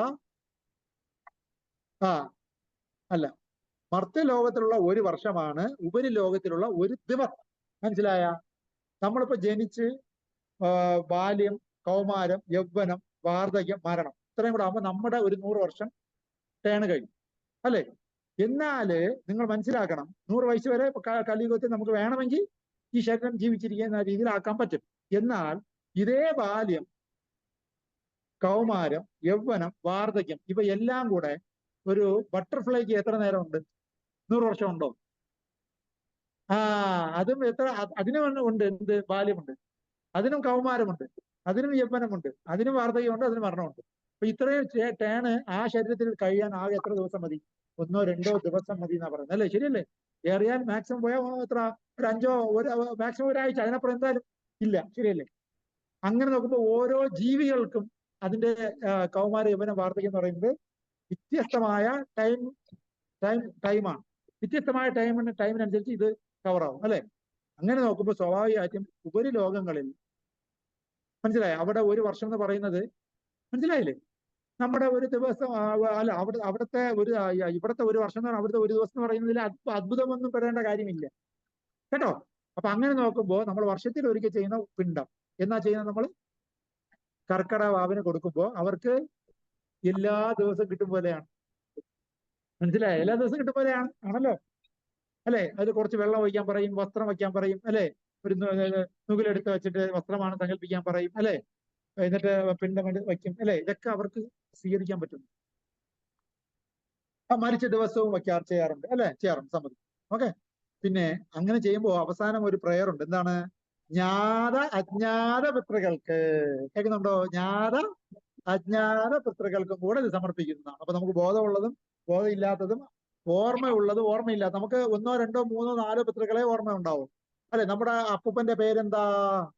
പറയണ്ട, മനസ്സിൽ പറഞ്ഞാൽ മതി. നമ്മുടെ അപ്പൂപ്പന്റെ പേര് എന്താണ്? അച്ഛന്റെ പേര് എന്താണ്? അപ്പൂപ്പന്റെ പേര് എന്താണ്? അപ്പൂപ്പന്റെ പേര് എന്താണ്? അതിനും മുകളിലുള്ള അപ്പൂപ്പന്റെ പേര് അറിഞ്ഞുകൂടാ. എന്നാൽ നമുക്ക് ആരുടെ പേരറിയാം? ഞാൻ പറയാം. ഞാൻ പറഞ്ഞുതരാം. ഇന്ത്യൻ അല്ല, നമ്മുടെ അദ്ദേഹത്തിന്റെ പേരെന്താ? രാഹുൽ ഗാന്ധി. അദ്ദേഹത്തിന്റെ അച്ഛന്റെ പേരെന്ത്? അദ്ദേഹത്തിന്റെ അച്ഛന്റെ പേരെന്ത്? അദ്ദേഹത്തിന്റെ അച്ഛന്റെ പേര്, അതൊക്കെ നമുക്കറിയാം. എന്നാൽ സ്വന്തം അച്ഛന്റെ പേര് നമുക്ക് അറിയണം. ഇതാണ് നമ്മുടെ അവസ്ഥ. ശരിയല്ലേ? ശരിയാണല്ലയോ? ആണ്. അതാ. അപ്പൊ അങ്ങനെ അറിഞ്ഞൂടാത്ത അച്ഛന്മാര് പിതൃക്കളൊക്കെ ഉള്ളവർ, അവർക്കും കൂടെ ചേർത്താണ് നമ്മൾ എന്ത് കൊടുക്കുന്നത്? ഈ പിണ്ടം ഉദകക്രിയ ചെയ്യും. മനസ്സിലായല്ലോ? ഇപ്പൊ നമ്മുടെ തിരുവനന്തപുരത്തുകാർ മഹാഭാഗ്യവന്മാരാണ്. എന്താണ്? ഇതുപോലത്തെ കാര്യം ചെയ്യാൻ പറ്റിയ ഒരു ക്ഷേത്രം ഇവിടെ ഉണ്ട്. ഏതാണ് ക്ഷേത്രം?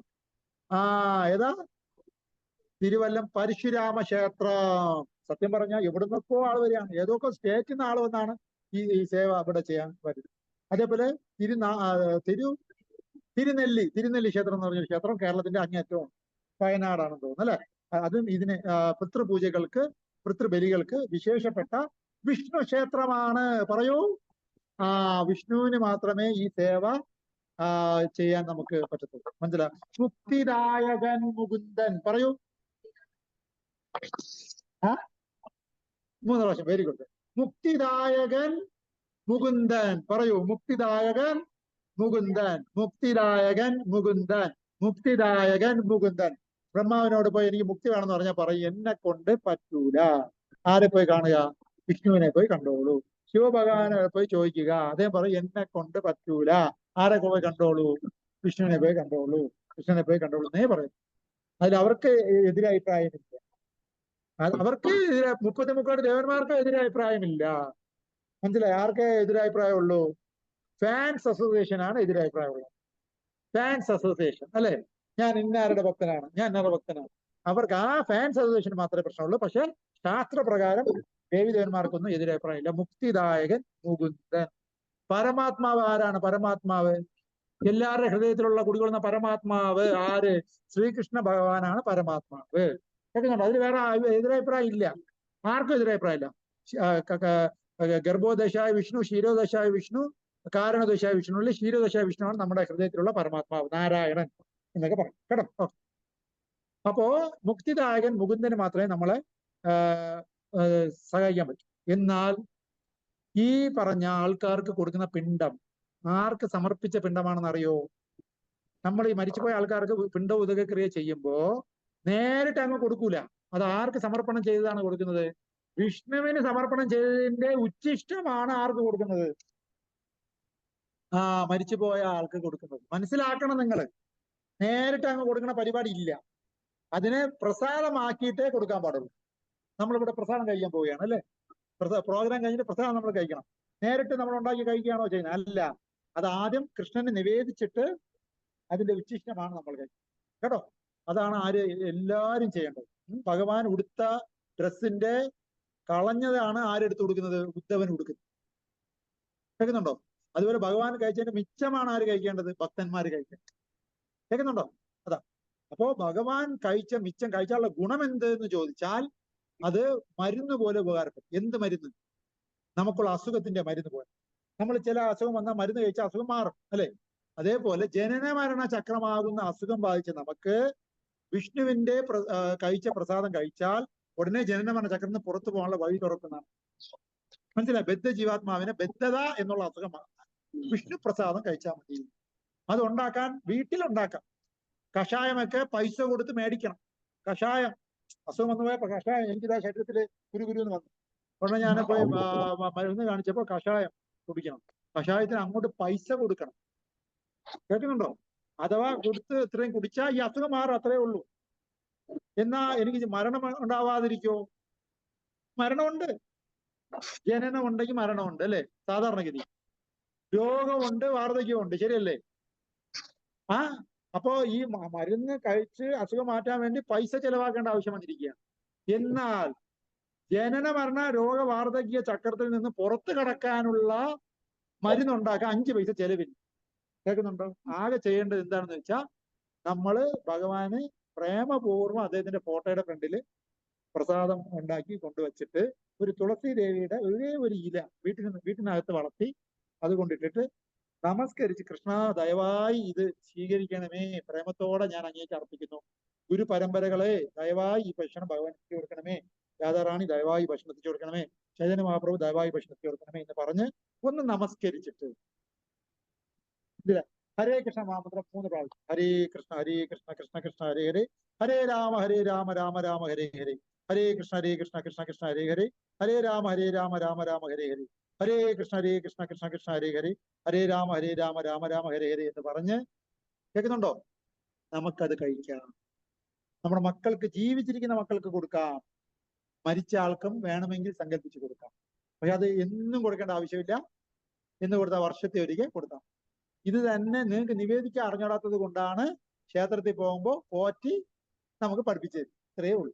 പക്ഷെ ആദ്യം ആർക്കാണ് അത് നിവേദിക്കുന്നത്? വിഷ്ണുവിന് നിവേദിച്ചിട്ട് അത് ആർക്കും കൂടെ കൊടുക്കാനാണ് അവിടെ പോറ്റി പറഞ്ഞു തരുന്നത്. ഈ അജ്ഞാത ഭൃത്തുക്കൾക്ക് കൊടുത്തോളം. നിങ്ങള് മരിച്ച ആൾക്ക് വിഷ്ണു പ്രസാദം വിളമ്പാൻ വേണ്ടി നിങ്ങൾ മെനക്കെടുമ്പോ നിങ്ങൾക്ക് എന്തുകൊണ്ട് ജീവിച്ചിരുന്ന മക്കൾക്ക് അത് കൊടുത്തൂടാ? നിങ്ങൾ ജീവിച്ചിരിക്കുമ്പോൾ നിങ്ങളുടെ ഭർത്താവിന് എന്തുകൊണ്ട് കൊടുത്തൂടാ? ഈ വിഷ്ണു പ്രസാദം എന്തുകൊണ്ട് നിങ്ങൾക്ക് തന്നെ സ്വന്തമായിട്ട് കഴിച്ചുകൂടാ? മനസ്സിലായി? അതിന് മരിക്കാൻ കാത്തിരിക്കണോ? മരിക്കാൻ കാത്തിരിക്കണോ? അതാണ് പറയുന്നത്. വീട്ടിൽ തന്നെ നമുക്ക് എന്തുണ്ടാക്കാം? ഈ മരുന്നുണ്ടാക്കാം. ഏത് മരുന്ന്? ജനന മരണചക്രത്തിൽ പുറത്ത് കിടക്കാനുള്ള മരുന്ന്. അതെന്താണ് ചെയ്യേണ്ടത്? ഏതൊരു ആഹാരം ഉണ്ടാക്കുമ്പോൾ നിങ്ങൾ അതിൻ്റെ വൃത്തിയോടെ ഉണ്ടാക്കി നിങ്ങളുടെ വീട്ടിൽ തന്നെ ഒരു കൃഷ്ണന്റെ ഫോട്ടോ, വിഷ്ണുവിന്റെ വേണ്ട, കൃഷ്ണന്റെ മതി കേട്ടോ, കൃഷ്ണന്റെ ഫോട്ടോ വെച്ച് അതിന്റെ ഫ്രണ്ടിൽ വെച്ച് ഒരു തുളസി ഇലയിട്ട് നമസ്കരിച്ച് അതിനെടുത്ത് മിക്സ് ചെയ്ത് മെയിൻ പാത്രത്തിലുള്ളതിനെ മിക്സ് ചെയ്ത് എല്ലാവർക്കും കൊടുക്കുക. അതൊരു മരുന്നാണ്. ഇത് വലിയ മരുന്നാണ്. 5 പൈസ ചെലവില്ലാതെ കൃഷ്ണൻ നമുക്ക് ഉണ്ടാക്കാൻ പറഞ്ഞു. പത്രം പുഷ്പം ഫലം തോയം ഏവമായ ഭക്ത പ്രയോജനം. പൂവ് ഇല കാജലം ആരാണോ പ്രേമത്തോട് ഭക്തിയോട് എനിക്ക് അർപ്പിക്കുന്നത് അത് ഞാൻ സ്വീകരിക്കും. മറ്റൊരു സ്ഥലത്ത് പറഞ്ഞു, യജ്ഞശിഷ്ടം കഴിക്കുന്നവന് അവൻ ചെയ്ത പാപങ്ങൾ, പൂർവ്വജന്മത്തിൽ ചെയ്ത പാപം പോട് ഇല്ലാതെയാകും. അത് അനുഭവിച്ച് തീർക്കണം, അല്ലാതെ തന്നെ അത് ഒഴിഞ്ഞു പൊയ്ക്കോ. കേൾക്കുന്നുണ്ടോ? യജ്ഞശിഷ്ടം എന്ന് പറയുമ്പോൾ വിഷ്ണുവിനെ അർപ്പിച്ചതിന്റെ ശിഷ്ടം, പ്രസാദം. അത് വീട്ടിൽ ചെയ്തൂടെ? ഈ വിദ്യ നിങ്ങൾക്ക് പഠിക്കാൻ ആരെങ്കിലും ഒരാൾ പറഞ്ഞു തന്നാലല്ലേ അറിയാവൂ, അല്ലേ?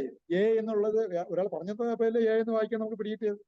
അതേപോലെ വിഷ്ണുപ്രസാദം ഉണ്ടാക്കാനും ഒരാൾ പഠിപ്പിച്ചു തന്നാൽ ചെയ്യാവുന്നതേ ഉള്ളൂ. ചെയ്തൂടെ? നിങ്ങൾക്ക് ചെയ്യണം, ദയവായി ചെയ്യണം. ഇനി വീട്ടിൽ വൃത്തിമേന ഇല്ലാതെയാണ് എന്നും അടുക്കളയിൽ കയറുന്നുണ്ടെങ്കിൽ കൃഷ്ണന് നിവേദിക്കുന്നത് മിസ്സാക്കണ്ട. നിങ്ങൾ പഴം വാങ്ങിച്ച് നിവേദിച്ചൂടെ? അതിന് നിങ്ങൾ ഉണ്ടാക്കുന്ന ആഹാരത്തിൽ മിക്സ് ചെയ്തൂടെ? ഒരു ഗ്ലാസ് വെള്ളത്തിന് ഭഗവാന്റെ പാത്തിക്കൊണ്ട് തുളസിയിട്ട് നിവേദിച്ചിട്ട് ആ വെള്ളം എല്ലാ ആഹാര സാധനത്തിനും ഒന്ന് ഒഴിച്ചൂടെ? ഇല്ലേ? ശരിയല്ലേ? അങ്ങനെ മരുന്ന് പോലെ ഒരു സാധനം ഉണ്ടാക്കി എല്ലാ ആഹാരത്തിനും മിക്സ് ചെയ്ത് കഴിച്ചോളൂ. അങ്ങനെ തുടങ്ങൂ. നിങ്ങൾ അത്ഭുതപ്പെട്ടു പോകും. സാധാരണ നമ്മുടെ വീട്ടിലുണ്ടാക്കിയ അതിന്റെ പേര് പായസം. എന്നാൽ അത് ക്ഷേത്രത്തിൽ ഉണ്ടാക്കിയാൽ അത് പ്രസാദം. എന്തുകൊണ്ട്? വ്യത്യാസം എന്താണ്? ഒന്ന്, നമ്മള് ഭഗവാന് നിവേദിച്ചില്ല വീട്ടിൽ, അവിടെ ഭഗവാന് നിവേദിച്ചു. അതുകൊണ്ട് അതിന്റെ പേര് പായസം എന്നല്ല, പ്രസാദം. അതൊരു തുള്ളിയാണെങ്കിലും നമ്മളെടുത്ത് ഭയഭക്തി ബഹുമാനത്തോടുകൂടി കഴിക്കും. ശരിയല്ലേ?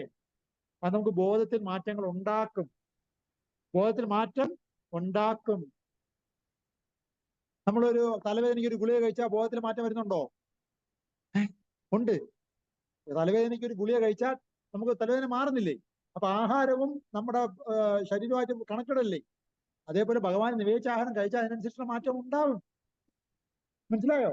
അപ്പോ പിണ്ഡ ഉദകക്രിയയും നിങ്ങൾ ചെയ്യുന്നത് വിഷ്ണുവിനെ അർപ്പിച്ചിട്ടുള്ളതിന്റെ മിച്ചമാണ് നിങ്ങളുടെ പൂർവികർക്ക് കൊടുക്കുന്നതെങ്കിൽ എന്തുകൊണ്ട് നിങ്ങൾ ജീവിച്ചിരിക്കുന്ന നിങ്ങളുടെ മക്കൾക്കും ഭർത്താവിനും ഭാര്യയ്ക്കൊക്കെ അങ്ങനെ വിഷ്ണു പ്രസാദം ഉണ്ടാക്കി കൊടുത്തൂടാ? അപ്പൊ അങ്ങനെ ഡെയിലി ഭഗവാന് നിവേദിക്കുന്ന ഒരു ശീലം ഉണ്ടാക്കുക. ഭഗവാന് കൊടുത്തതിന്റെ മിച്ചം എല്ലാ കുടുംബാംഗങ്ങൾക്കും കൊടുക്കുന്ന ശീലം ഇന്നു മുതൽ നിങ്ങൾ സ്റ്റാർട്ട് ചെയ്യണം. അതുകൊണ്ടാണ് പറയുന്നത്, നോൺ വെജ് കുക്ക് ചെയ്യുന്നത് കൊണ്ട് നോൺ വെജ് ഒരിക്കലും കൃഷ്ണൻ നിവേദിക്കാൻ പറ്റില്ല. പകരം നിങ്ങൾ എന്ത് ചെയ്യുക? തൽക്കാലം അതൊരു ശീലമാക്കി കളയരുത്. വെള്ളം, സാധാരണ ഒരു വെള്ളം ഭഗവാന് കൊണ്ടുപോയി വൃത്തി മെനക്കി കൊണ്ട് വച്ചിട്ട് അതിന് തുളസിയിട്ട് നിവേദിച്ചിട്ട് ആ വെള്ളം എടുത്ത് നമ്മൾ കഴിക്കുന്ന എല്ലാ ആഹാരത്തിനും മിക്സ് ചെയ്ത് കഴിച്ചു തുടങ്ങുക. എന്നിട്ട് കൃഷ്ണനോട് പ്രാർത്ഥിക്കുക, എനിക്ക് ഭഗവാന്റെ പ്രസാദം മാത്രം കഴിക്കാൻ പറ്റുന്ന രീതിയിൽ എന്നെ ഉയർത്തണേന്ന് പ്രാർത്ഥിക്കുക. ഓക്കെ? അപ്പൊ അങ്ങനെ ചെയ്തു വരുമ്പോൾ നിങ്ങൾക്ക് നല്ല രീതിയിൽ മാറ്റം വരും കേട്ടോ. അതേപോലെ നിങ്ങൾ വെജിറ്റേറിയൻ ആഹാരം ഉണ്ടാക്കുമ്പോൾ ഉറപ്പായിട്ട് വൃത്തിയോടെ ഉണ്ടാക്കി ഭഗവാൻ നിവേദിച്ച് കഴിക്കുന്ന ഒരു ശീലം പതുക്കെ ഉണ്ടാക്കും. ആഴ്ചക്ക് എല്ലാ ദിവസവും നിങ്ങൾക്ക് വെജിറ്റേറിയൻ ആവാൻ ചിലപ്പോൾ കഴിയത്തില്ല. പക്ഷെ ആഴ്ചക്ക് ഒരു ദിവസം ആവാൻ പറ്റുമല്ലോ. ആ ദിവസം നിവേദിച്ച് കഴിക്കുന്ന ശീലം ഉണ്ടാക്കും. അപ്പോൾ ഒന്നെന്നുള്ളതിനെ പിന്നെ പിന്നെ രണ്ടാക്കാം. ചില ആൾക്കാർ വെള്ളിയാഴ്ച വ്രതം ഉണ്ടാകും, ചിലർക്ക് അന്ന് വേറെ നോൺ വെജും കഴിക്കില്ല. അങ്ങനെയൊക്കെയുള്ള ആൾക്കാരുണ്ട് അല്ലേ. അങ്ങനെ നമ്മൾ കുറെ ദിവസം കഴിയുമ്പോഴേ നമുക്ക് തോന്നും ഇത് അടിപൊളിയ പരിപാടി, കൊള്ളാം, ഇതൊരു ആനന്ദമുണ്ട്, ഒരു സന്തോഷമുണ്ട്, ടേസ്റ്റ് ഉണ്ട്. സത്യം പറഞ്ഞാൽ നോൺ വെജിറ്റേറിയൻ വെച്ച് നോക്കുമ്പോൾ ഏറ്റവും ടേസ്റ്റ് എന്ന് പറഞ്ഞാൽ വെജിറ്റേറിയൻ ആണ്. അത് അറിഞ്ഞോളത്തത് കൊണ്ടാണ്. Vegetarian പൊടിക്കാണ്, മസാലയ്ക്കാണ് taste, ശവത്തിനല്ല. ശവത്തിനെ എടുത്ത് തന്നാൽ നമുക്ക് കഴിച്ച തുപ്പിക്കളയും, അതിന് ടേസ്റ്റ് ഇല്ല. എന്നാൽ അതിനെ വെജിറ്റേറിയൻ മസാല തട്ടുമ്പോഴാണ് ഈ മസാലയുടെ രുചി നമുക്ക് വരുമ്പോൾ അതിന്റെ ഇടയിലൂടെ നമ്മൾ വീഴുകയാണ് ചെയ്യുന്നത്. അത് നോൺ വെജ് സാധനം വീഴുകയാണ് ചെയ്യുന്നത്. പക്ഷേ നോൺ വെജിറ്റേറിയനും കൂടെ മിക്സ് ചെയ്യാതെ നോൺ വെജിറ്റേറിയന് മാത്രം ടേസ്റ്റ് ഇല്ല.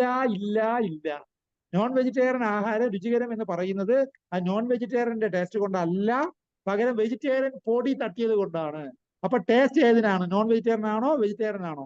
വെജിറ്റേറിയൻ ആണ് ടേസ്റ്റ്. എന്നാൽ ആ പൊടി തട്ടാൻ ശവം അന്വേഷിച്ച് നിങ്ങൾ നടക്കണ്ട. പകരം എന്ത് മതി? പനീർ മതി.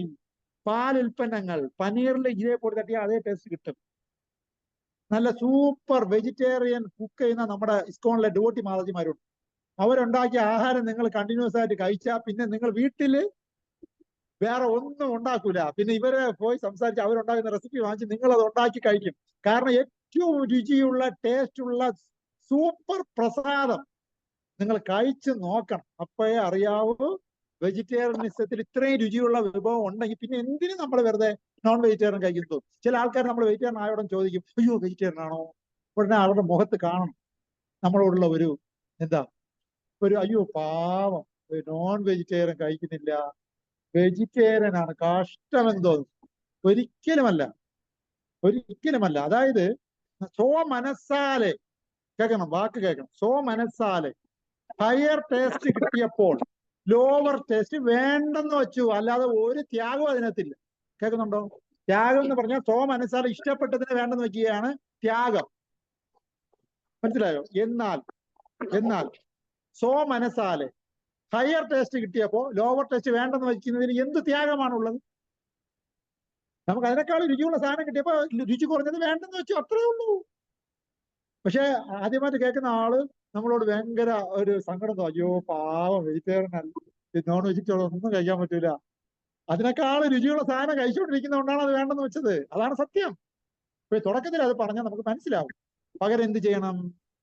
നല്ല കൃഷ്ണന് നിവേദിച്ച പ്രസാദം ഭക്തന്മാരുണ്ടാക്കിയത് നമ്മൾ കഴിച്ചു ശീലിക്കണം. അപ്പൊ നമ്മൾ തന്നെ മനസ്സിലാക്കും ഈ സത്യം.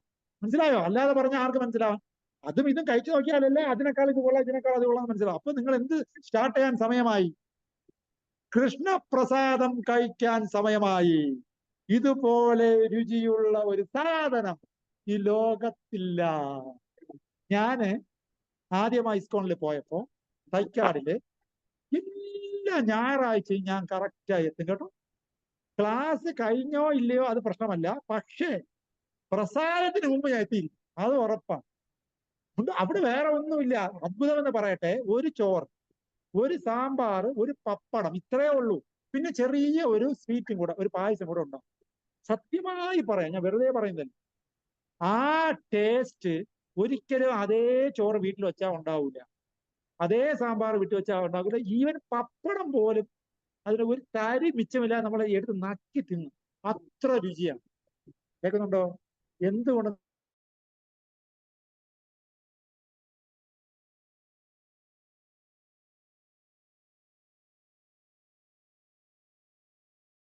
ചോറും ആ പായസവും ആ സാമ്പാർ, പ്രത്യേകിച്ചും ഇസ്കോൺ തൈക്കാടിലെ സാമ്പാർ ഇന്നും എന്റെ മനസ്സിൽ ഓർമ്മയുണ്ട്.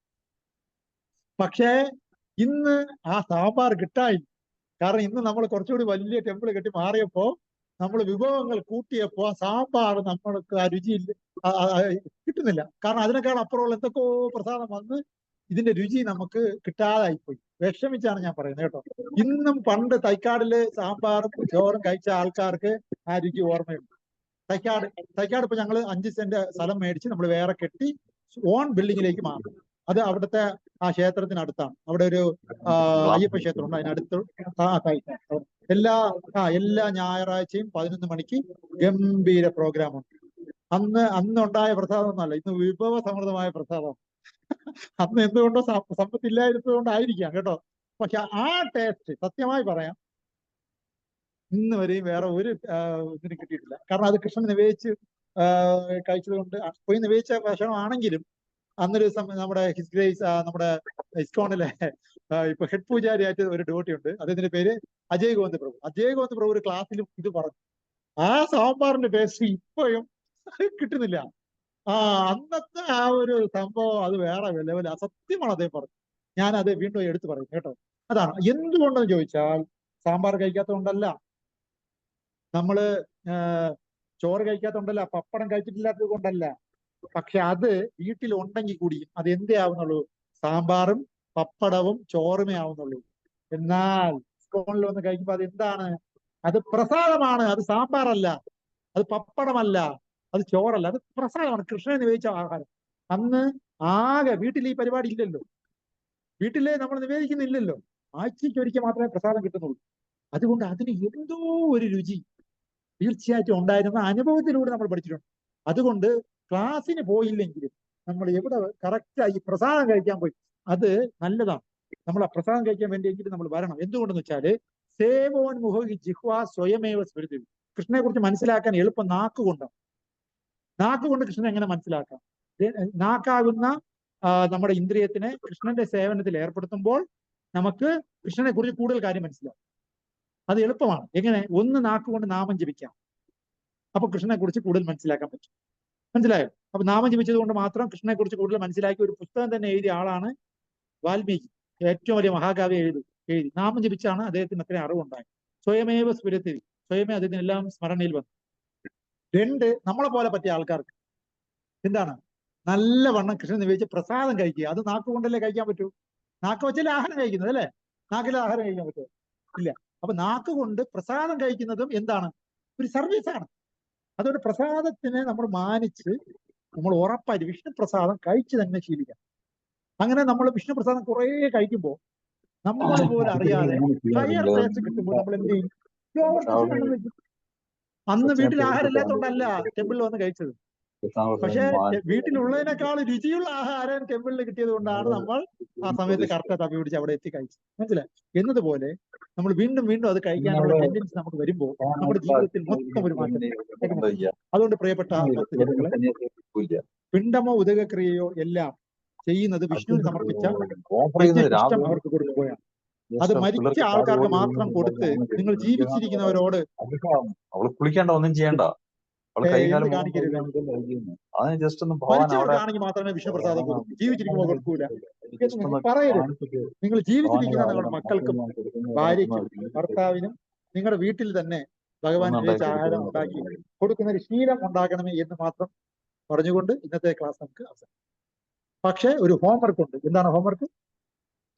എന്താണ്? ഈ മരിച്ച ആൾക്കാർക്ക് ആഫ്റ്റർ ഡെത്ത് എന്ത് സംഭവിക്കുന്നു എന്നുള്ള 2 ക്ലാസ്. ഇപ്പൊ ഒരു ക്ലാസ് ഓൾറെഡി അഭയചരണ ടിവിയിൽ അപ്ലോഡഡ് ആണ്. ശ്രീ രാധാ നീലമ സത്സംഗം എന്നുള്ള ആ ഹെഡിന്റെ പ്ലേ ലിസ്റ്റ് നോക്കുമ്പോൾ ശ്രീ രാധാ നീലമ സത്സംഗത്തിന്റെ സൺഡേ പ്രോഗ്രാം എന്നുള്ള ലിസ്റ്റിലാണ് കിടക്കുന്നത്. ഇതേ ഷർട്ട് ഇട്ടിട്ട് തന്നെയാണ് അത് എടുത്തിരിക്കുന്നത്. ബാക്കിൽ ഒരു ഭൂമിയുടെ പടം കൂടെ ഉണ്ട്. അതാണ് ഫസ്റ്റ്. ലെവൽ 1. ലെവൽ 2 ഇനി അപ്ലോഡ് ചെയ്യാൻ പോകുന്നതേ ഉള്ളൂ. ഈ രണ്ടും ഇന്നത്തെ ശ്ലോകമായിട്ട് കണക്റ്റഡ് ആയതുകൊണ്ട് പ്രിയപ്പെട്ട ഭക്തജനങ്ങളെ, നിങ്ങൾ അടുത്ത ആഴ്ച വരുമ്പോൾ ഈ 2 ക്ലാസ്സും കേട്ടിട്ട് വരണമെന്ന് വിനീതമായി അഭ്യർത്ഥിക്കുന്നു. ഓക്കെ? ഭഗവാൻ അനുഗ്രഹിക്കട്ടെ. ഇനി ഓൺലൈനിലുള്ള ഡിവോട്ടീസിന് എന്തെങ്കിലും ഡൗട്ട്സോ ക്ലാരിഫിക്കേഷനോ എന്തെങ്കിലും ഉണ്ടെങ്കിൽ ദയവായി പറയാവുന്ന സമയം പ്ലീസ്. ഹരേ കൃഷ്ണ.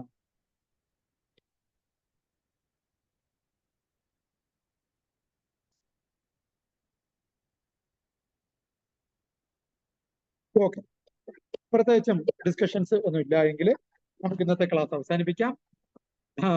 എല്ലാവരും ഹരേ കൃഷ്ണ മഹാമന്ത്രം ജപിക്കുന്ന ഒരു ശീലം ഉണ്ടാക്കണം. വിഷ്ണുവിനെ പ്രീതിപ്പെടുത്താൻ, കൃഷ്ണനെ പ്രീതിപ്പെടുത്താൻ ഏറ്റവും എളുപ്പം ഇതിന്റെ തിരുനാമ ജപമാണ്. അതുകൊണ്ട് എല്ലാവരും നാമം ജപിക്കുന്നവരാണെന്ന് എനിക്കറിയാം. എന്നാലും ഓർമ്മിപ്പിക്കാൻ വേണ്ടി പറയുന്നു. ഹരേ കൃഷ്ണ കൃഷ്ണ കൃഷ്ണ ഹരേ ഹരേ, ഹരേ രാമ രാമ രാമ ഹരേ ഹരേ എന്നുള്ള ഈ മഹാമന്ത്രം മാല എടുത്ത് ഒരു മാല ജപിക്കുന്ന ശീലം, മിനിമം ഒരു മാല ജപിക്കുന്ന ശീലം ഉണ്ടാവണം. നമ്മള് ഇസ്കോണിലുള്ള ആൾക്കാരെല്ലാം മിനിമം 16 മാല ഡെയിലി ജപിക്കുന്നവരാണ്. അപ്പൊ അത് നിങ്ങളും പതുക്കെ പതുക്കെ മാലയുടെ ജപം കൂട്ടിക്കൊണ്ടുവരിക. നമ്മൾ ഒറ്റയ്ക്ക് ഇരിക്കുമ്പോൾ ചെയ്യാൻ പറ്റിയ ഏറ്റവും നല്ല എന്റർടൈൻമെന്റ് എന്ന് പറയുന്നത് ഈ നാമജപം. അതുകൊണ്ട് ഈ എന്റർടൈൻമെന്റ് എൻജോയ് ചെയ്യാൻ നിങ്ങൾ പഠിക്കും. ഒറ്റയ്ക്ക് ഇരിക്കുമ്പോൾ നമ്മൾ വളരെ ഹാപ്പി ആയിരിക്കും. ഓക്കെ, ഭഗവാൻ അനുഗ്രഹിക്കട്ടെ. ഹരേ കൃഷ്ണ. Thank you. ഹരേഷ് പ്രഭു, ചൈതന്യ ചരിതാമൃതം ക്ലാസ് ഇത് തന്നെയല്ലേ? ഈ ലിങ്കിൽ പ്രഭു, എന്താ തന്നെയല്ലേ പ്രഭു? ചൈതന്യ ചരിതാമൃതം ക്ലാസ്? അതാണ് ചൈതന്യ അത് ഈ ചരിതാമൃതം ക്ലാസ് ഇന്ന് ഉണ്ടായിരുന്നല്ലോ പ്രഭു. പക്ഷെ ഞാൻ ഈ ലിങ്കില് ഈ തന്നെയാണോ ഞാൻ തൊട്ട് കഴിഞ്ഞിട്ടുണ്ടെങ്കിൽ ഇതാ ആണോ കിട്ടിയത്? പ്രഭുജി? നമുക്ക് ചൈതന്യ കേൾക്കുന്നില്ല പ്രഭു, കേൾക്കുന്നില്ല കേൾക്കുന്നില്ല